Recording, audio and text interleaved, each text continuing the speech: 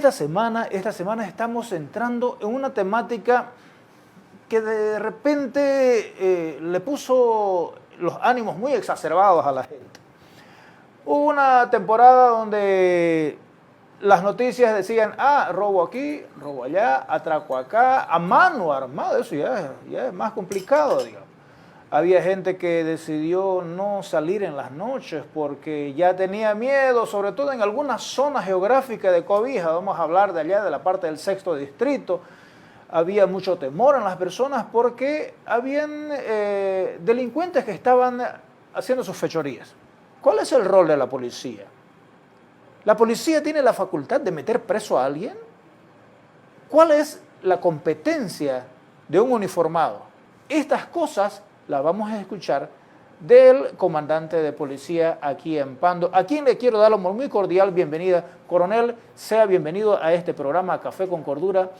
Hay cosas que sí le competen a la policía y hay cosas que no. Dentro de esas cosas que le competen a la policía, en una situación donde un vecino sorprendió a una persona dentro de su casa sustrayendo de repente un televisor y lo aprendió, lo agarró, ¿cuál es el rol de la policía?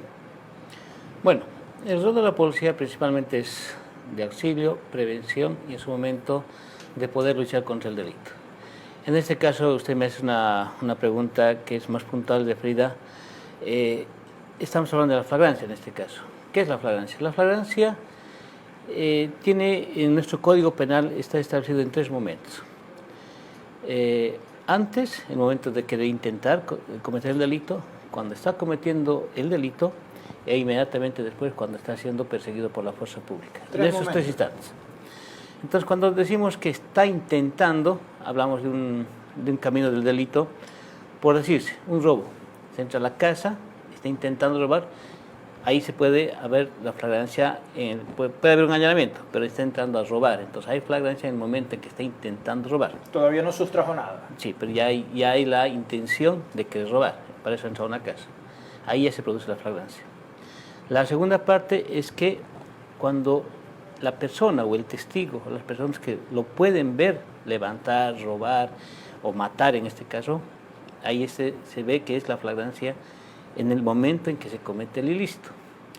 Y después de eso, después de haber cometido el ilícito, se da la fuga y es seguido ya sea por particulares o por la policía inmediatamente después de haberse producido el hecho delictivo.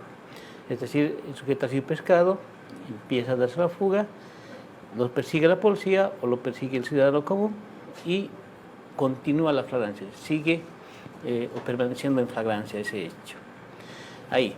Después, el rol que tiene la policía. Nosotros en nuestra función de prevención, de auxilio y en su momento de represión del delito, actuamos en todo el territorio nacional como institución. Somos una institución vertical que tiene jurisdicción a nivel en todo el país, y lo que hace es primero hacer la prevención y cuando se produce el hecho hacer la represión del delito, en este caso intervenir en la comisión de un hecho. Si es en flagrancia, la policía puede aprender, al igual que un ciudadano. Si es en flagrancia, puede detener en esos 3 momentos, antes, durante y después. El rol de la policía principalmente es ese, evitar que se cometan esos delitos. Primero prevenir y después, cuando está sucediendo, inmediatamente detener a las personas. ¿Para qué? Para ponerles ante la autoridad correspondiente. En este caso, la ley establece que nosotros en 8 horas debemos ponerlos, luego de que hemos aprendido a una persona, debemos poner al conocimiento del fiscal. Y bueno, a veces hay algunas salvedades. El tiempo, el lugar donde se provoca el hecho delictivo, a veces nos impide comunicarnos inmediatamente con los fiscales, nos impide llegar hasta una autoridad competente, en este caso la Fiscalía, pues que usamos los medios de comunicación y en su defecto se justifica con un informe que estábamos demasiado lejos para poder comunicar a la autoridad competente, en este caso el fiscal. Y el fiscal tiene 24 horas para informar al juez de medidas cautelares, al juez de... Nosotros somos colaboradores del Ministerio Público en el traslado de esa persona ante el juez cautelar y posteriormente que el juez determine su situación jurídica en el traslado de ese aprendido a un recinto penitenciario, así que se determina o lo determina un juez cautelar. ¿Hay diferencias entre, qué sé yo, aprendido, detenido, custodio? ¿Hay alguna diferencia? Sí, el Código de Procedimiento Penal establece estos momentos. Hay una situación de arrestado. ¿Qué es el arrestado? La persona arrestada es aquella que ha sido detenida en el lugar del hecho, mientras se establezca su responsabilidad o su participación en el hecho delictivo. Se los puede arrestar por 8 horas. ¿Puede o no estar involucrado? Puede o no, sí, se lo arresta. Generalmente el código dice que tienen que permanecer en el lugar, pero a veces por situaciones de tiempo, de investigación, de evidencia, etcétera, se lo traslada a un recinto policial, permanece todavía arrestado y se lo pone a conocimiento del fiscal en este caso. Es aprehendido cuando es detenido en flagrancia, sin necesidad de un mandamiento de apremio, sin necesidad de una orden de detención, sí, porque se lo ha encontrado en flagrancia, en esos 3 momentos. Antes, durante y después, claro, pero ha sido encontrado en flagrancia, es decir, en cualquier de los momentos. Antes de cometer el hecho delictivo, cuando comete el hecho delictivo y después de cometer el hecho delictivo cuando está dándose la fuga. Entonces ahí está en condición de aprehendido en flagrancia. ¿Qué significa flagrancia? Es aquello que se ve, es aquello que tiene testigos, por eso dice flagrancia, de flagar. Así que decir que hay personas que lo están viendo, en este caso puede ser la policía o puede ser un ciudadano particular que inmediatamente lo identifique y dice, aquel señor ha matado. Entonces ahí la flagrancia no se ha perdido, hay una persona que lo ha visto cometer el ilícito. Vamos en este programa a entender un poquito más de cuáles son los procedimientos, los procesos. Vamos a hablar de una información técnica que muchas veces no es dada a la población en general, porque normalmente eso se aprende en universidades. En este programa invité a 2 amigos que entienden mucho de esto, porque tienen la profesión relacionada con eso, son abogados. Y en este caso yo quiero darle la más cordial bienvenida a mi querido amigo Silvio Magne, que es doctor abogado, y también quiero darle a José Luis Vargas, que también es abogado y es la segunda vez que está ya José Luis en Café con Cordura, ¿no? Hay una situación de flagrancia. ¿Cómo se toma de primera mano una situación en donde una persona es aprehendida porque lo pillaron, qué sé yo, con su garrafa allá en la espalda? Muy bien, sí, hay muchas interrogantes y queremos aprovechar este espacio para primeramente hacer conocer a la ciudadanía, ¿no? Porque hay mucho desconocimiento de estos términos, ¿no? Cuando se aplica la flagrancia en un proceso penal o en un hecho delictivo, ¿no? Bueno, la flagrancia es, pues, a ver, lo vamos a decir un término más coloquial, más, a ver, sorprender a la persona con las manos en la masa, podría decir. Pero el procedimiento penal establece tiempos, ¿no? La flagrancia puede ser minutos antes o momentos previos antes de realizar el hecho delictivo. Estar preparando, por ejemplo, una comisión, pero es sorprendido, por ejemplo, queriendo usar un arma de fuego contra alguna persona o queriendo deschapar la puerta de una casa para entrar a sustraer un objeto. También la flagrancia es cuando es sorprendido en el momento mismo del acto, del hecho, ¿no?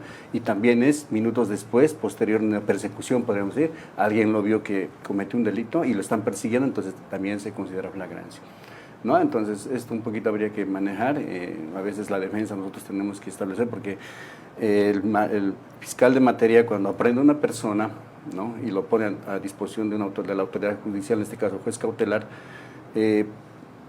muchas veces quiere que se aplique la flagrancia. Cuando más o menos hay unos hechos más o menos que pudo ser sorprendido, pero la defensa se va a poner porque la flagrancia en sí es para que el proceso, por ejemplo, si ha sido sometido en flagrancia, el proceso pueda terminar rápido. O sea, no hay mucho que investigar, ¿entiende? O sea, el plazo de investigación es más corto incluso, ya son 30 días, si no me equivoco. ¿Ya?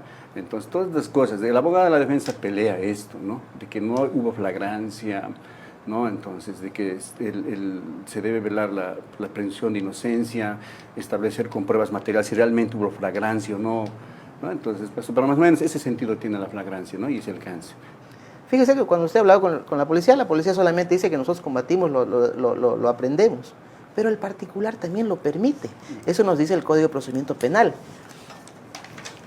Aprehensión por particulares. De conformidad a lo previsto por la Constitución Política del Estado, en caso de flagrancia, los particulares están facultados para practicar la aprehensión, debiendo entregar inmediatamente al aprehendido a la policía. dos situaciones, un arresto y una en flagrancia, y cuando están aprehendidos pueden estar más de 24 a 48 horas para que el juez pueda determinar, uno, una detención preventiva o una libertad en caso de que no se hubiera encontrado los elementos necesarios suficientes. Presentada la denuncia, inmediatamente si el fiscal tiene la plena certeza de que se ha cometido el delito, lo que corresponde es presentar una imputación ante el juez y el juez determinará, uno, a pedido del fiscal, si corresponde una detención preventiva o en su efecto una detención domiciliaria o en su efecto una medida sustitutiva, porque periódicamente podía semanalmente ir a firmar. Ahora, aquí viene, este es un delito patrimonial. Puede ser que usted sea la víctima y diga, bueno, mira, me arrepiento, no lo vuelvo a hacer, ¿sí? Te devuelvo la garrafa, discúlpame, fue un error. Entonces, incluso porque es una garrafa, es un delito de escasa relevancia. El fiscal lo que va a hacer es dar una salida alternativa. Puede ser un criterio de oportunidad. Le va a decir, bueno, como es tu primera vez, aquí acaba el proceso. Pero imagínense que no fuera una garrafa, fuera un delito patrimonial más alto, incluso que no le resarce el daño. Más desaparezca los, qué sé yo, tenía su cajita de ahorro de unos 50.000 bolivianos, no le quiero hablar. Entonces, ahí el proceso se va más largo. Ya viene la etapa de lo que hemos empezado con lo que es la denuncia, el arresto, la flagrancia, la imputación. De la imputación que viene ya lo que es la etapa preparatoria, donde se va a colectar varios elementos y con todos esos elementos nos vamos a juicio. ¿De juicio qué viene? De juicio le van a tener que dar una sentencia que sea condenatoria o absolutoria. Después de eso alguien va a perder, puede ser que le condene, el otro va a apelar. ¿Qué viene después? Viene la apelación restringida, ¿no? Ahí los vocales de la sala determinarán si corresponde o no corresponde la sentencia que le ha dado. Lo último, casación. Eso se va a Sucre. Y ahí vamos a determinar si efectivamente en Sucre le dan sentencia condenatoria o absolutoria. Pero ¿qué sucede durante ese tiempo? ¿Va a estar con medidas sustitutivas de detención preventiva? ¿Qué tiempo dura la detención preventiva? ¿Cuánto puede durar un proceso? ¿Será que un proceso puede durar más de 3 años, 4 años? No. El proceso, claramente el procedimiento establece que no puede durar un proceso más de 3 años. Sí, a ver, un poquito aclarando el panorama, a ver, lo que es el proceso penal. Toda acción penal, todo proceso penal siempre va a iniciar por una denuncia, ya sea una denuncia escrita, una denuncia verbal, una querella, o puede ser también cuando la policía tiene conocimiento de un hecho, ¿no?, evidente, ¿no?, de oficio puede actuar. Entonces, en estos casos a veces se dan las aprehensiones cuando son en delitos flagrantes. Como decía el colega Vargas, la aprehensión por particulares, cualquier persona, por ejemplo, se ha dado casos de que un papá en el campo ha sorprendido a una persona, varón mayor de edad, queriendo forzar a su hija menor por el monte, por ahí, ¿no? Entonces, ¿qué hizo el padre? El padre lo redujo, lo agarró, lo redujo porque él tenía más fuerza y lo llevó al centro policial más cercano, ¿no? Entonces, y ahí lo entregó a la policía. La aprehensión cumple la finalidad de poner a disposición de la autoridad, ¿no? Ya es la autoridad ya la que va a determinar luego su situación jurídica. Entonces, una persona natural está facultada para aprender, o un grupo de personas, ¿no? Y tenía que llevarlo necesariamente a disposición de la autoridad policial, al fiscal y así, ¿no? Entonces, inicia todo proceso penal con la denuncia. Ahora, un poquito hay que aclarar también la diferencia entre arresto y aprehensión, ¿no? El arresto es muy diferente, el arresto puede ser ejecutado por fines investigativos, ¿no? Por ejemplo... una cosa que no está muy clara. Una cosa que no está muy clara. Por ejemplo, no se sabe de la participación o testigos. El policía mismo puede que interviene en el hecho, en la acción directa, él está facultado para arrestar a las personas con fines investigativos y el arresto no puede sobrepasar las 8 horas, ¿no? Ahora, si encuentra responsabilidad en alguno de los participantes o se identifica al autor, el policía no puede liberarlo así por así. Dentro de esas 8 horas, tiene que darle a conocer al fiscal de turno, que es el Ministerio Público, el conocimiento del hecho, ¿no? Los posibles indicios que haya recolectado la víctima, ¿no? Los elementos materiales, ¿no? Pruebas que pudiera tener, ¿no? Objetos, con todo eso, más su informe, y el Ministerio Público ya se hace cargo de ese momento, ¿no? ¿Cuáles son las situaciones en que de pronto a mí me robaron mi televisión y yo esperaba que esa se pudra en la cárcel? Yo esperaba que se quede hasta, qué sé yo, no verlo nunca más su cara, pero resulta que después de un tiempo lo veo en la calle. ¿Cuáles son las situaciones en que puede ocurrir una? A ver, volvamos a lo que es las etapas del proceso penal. Dijimos, se inicia con una denuncia. Y con solamente indicios, ¿no? Elementos indiciarios, el fiscal puede atribuirle el delito, en este caso puede imputar, ¿no? Y en su imputación, el fiscal lo que va a solicitar es que primeramente se garantice, ¿no? Se garantice la presencia del imputado, ¿no? En el juicio. La imputación tiene, la medida cautelar tiene el objeto de primeramente llegar a la verdad histórica de los hechos, garantizar de la presencia del imputado en el proceso y la aplicación de la ley. Entonces, la imputación es cuando ya existen elementos indiciarios, aparentemente esa persona puede ser que sea el autor, hay estos elementos, ¿no? Y hay dos cuestiones, dos requisitos, que sea partícipe, haya participado autor, y haya peligros, por ejemplo, de que él pueda fugarse o pueda obstaculizar. Y dependiendo también del tipo de delito, ¿no? El fiscal va a solicitar,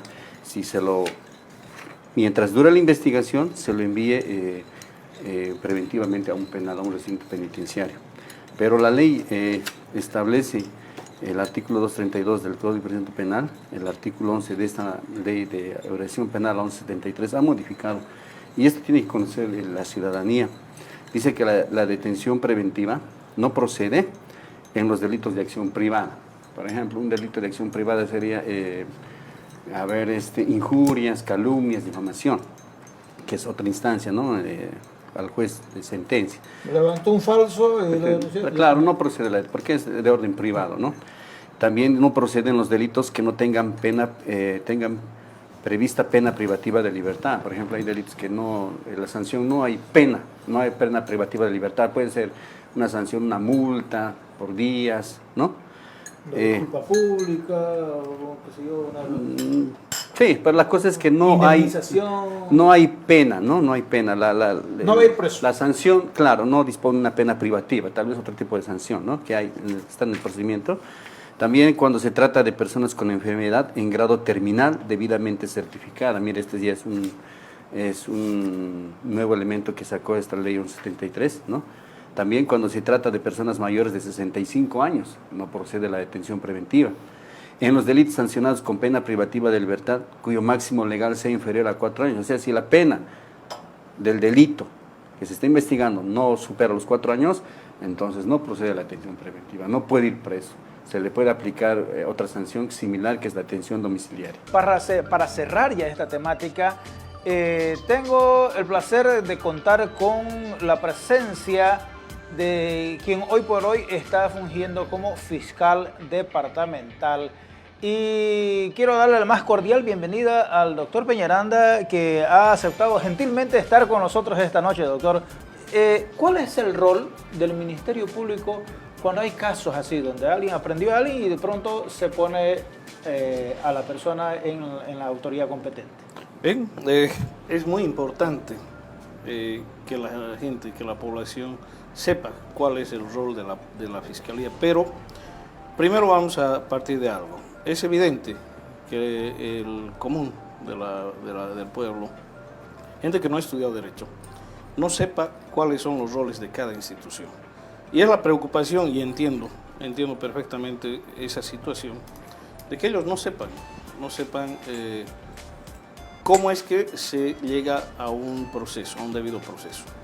Si existe un hecho delictivo, como el ejemplo que tú nos has dado, cuando alguien es víctima de un hecho delictivo, y hay que ir punto por punto, hay que saber qué hechos son delictivos y qué hechos no. Porque hay hechos que no son delictivos, ¿no? Entonces hay que dividir muy bien aquello. Hay infracciones de tránsito, por ejemplo, que lo son confundidas con hechos delictivos. Pero muy bien, vamos a entrar al ámbito de lo delictivo. Cuando alguien es víctima de un hecho delictivo, tiene que denunciar, ¿no? Tiene que hacer la denuncia correspondiente. En ese ejemplo que tú nos has dado, llamas a la policía, reducida la persona, ha sido aprendida por ti, porque puede la gente aprender. Hay esa figura. Hay esa figura y está en el Código de Procedimiento Penal. Puede ser aprendido el autor del hecho en flagrancia por la víctima, inclusive por personas que están cerca. Pues en ese momento se ha llamado a la policía y ha sido entregado a la policía. para que pueda aquello continuar el procedimiento, uno tiene que formalizar la denuncia, ¿no? Que En muchas este veces caso- es lo que la persona no toma en cuenta. Claro, Lo entregó y claro, claro que sí, pero también puede la policía hacer un informe de acción directa al llamado de la víctima, también. Sin embargo, se necesita siempre que la víctima coadyuve en este caso para que la investigación sea más fructífera, ¿no? Pues se necesita la declaración de la víctima, los testigos circunstanciales, en fin, tantos actos investigativos que se pueden realizar. Una vez que ya se pone la denuncia ante la fiscalía y estando aprendido el autor o el posible autor, porque goza de Hasta esa ese momento probabilidad, no. es probable, no, goza de esa presunción de presunción de inocencia inocencia. hasta que no haya una sentencia condenatoria ejecutoriada, ¿no? Y eso tiene que pasar todas las etapas procesales. Mientras tanto goza de presunción, aunque ha sido detenido en flagrancia, aprendido en flagrancia. Pues una vez que ha sido aprendido, será puesto a disposición del juez. Pues instrucción civil cautelar, que se lo conoce comúnmente, a quien se le solicita que imponga en contra de ese autor o posible autor medidas cautelares. Entre ellas es la detención preventiva. Y ojo, aquí es muy importante que las personas que hayan sido víctimas estén bien asesoradas, ¿no? Para eso es un abogado. Y el fiscal, en caso de que no tenga la víctima un abogado, el fiscal les va a explicar, y el juez obviamente también en la audiencia, de que hay delitos por los cuales no procede la detención preventiva. Y eso está establecido en la ley, ¿no? Entonces, ya el juez dispondrá qué medida cautelar imponer en contra del posible autor. Digo imponer porque de alguna forma cualquier medida cautelar siempre restringe la libertad.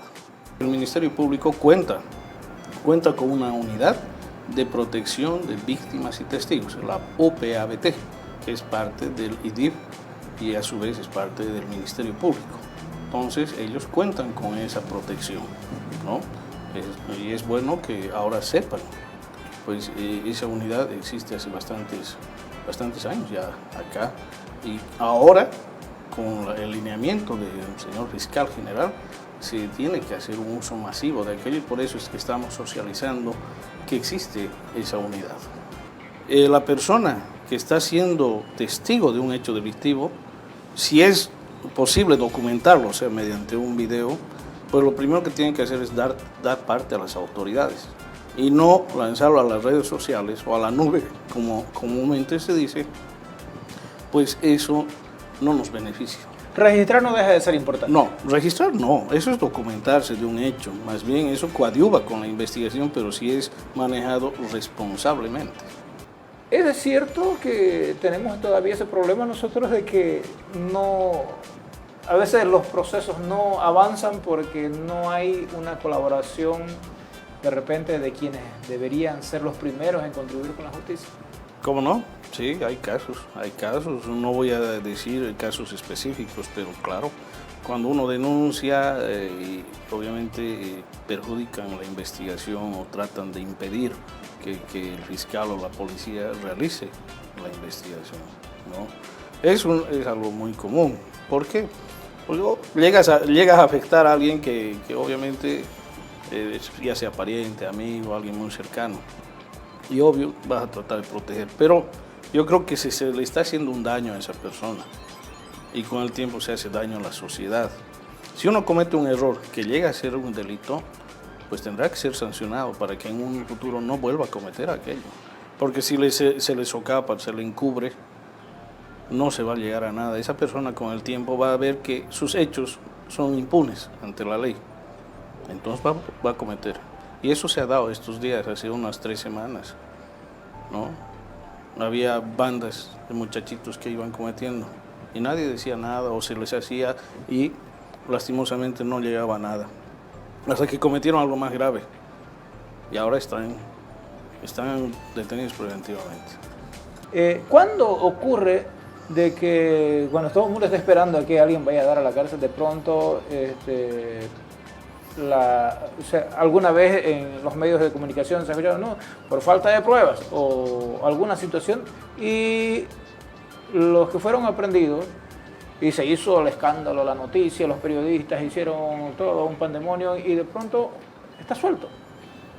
¿En qué casos puede ocurrir esto? Bien, esa pregunta debería ir dirigida también a los jueces. Sin embargo, entendemos, y es lo que está establecido en la norma, de que para que se lo pueda detener preventivamente, en este caso en la cárcel de Villabuch, debe existir 3 elementos. Uno, que sea con probabilidad autor o partícipe de un hecho, es decir, la persona imputada.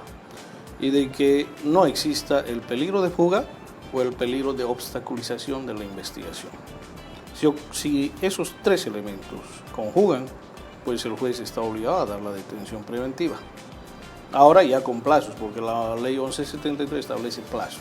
No como antes, podía estar varios meses. Entonces, al concurrir esos elementos, el juez está obligado. Y eso debe demostrar la fiscalía, siempre coadyuvando la víctima también. Porque puede ser a pedido de la víctima también que el juez pueda disponer a una medida cautelar extrema como es la detención preventiva. Entonces, cuando no concurren esos elementos, el juez no da la detención preventiva, pero sí debe otorgar o imponer otra medida cautelar. Sin embargo, si no concurre ninguno, pues libera simple y llanamente con libertad irrestricta. Pero ¿qué sucede? Hay delitos por los cuales no procede la detención preventiva. Y eso está establecido en el artículo 231 del Código de Procedimiento Penal. Precisamente estos delitos de escasa relevancia, de los cuales el quantum de la pena, quiere decir, la pena no supera lo establecido en ese artículo, no procede la detención preventiva, ¿no? El delito de hurto, por ejemplo, no procede la detención preventiva, por más de que haya sido aprehendido en flagrancia. Entonces, es por eso que el juez a veces se encuentra obligado a no imponer la detención preventiva, es porque la norma no se lo permite. Ni nosotros podemos pedir como Ministerio Público. ¿Por qué? Porque el juez obviamente nos va a llamar la atención y no va a dar curso a una solicitud de detención cuando no corresponde. Es una norma, no la pueden discutir, la tienen que obedecer. Y la ley 1173 en ese caso es más benévola, ¿no? Es más benévola. Gracias, Dios bendiga, cobija. Nos vemos.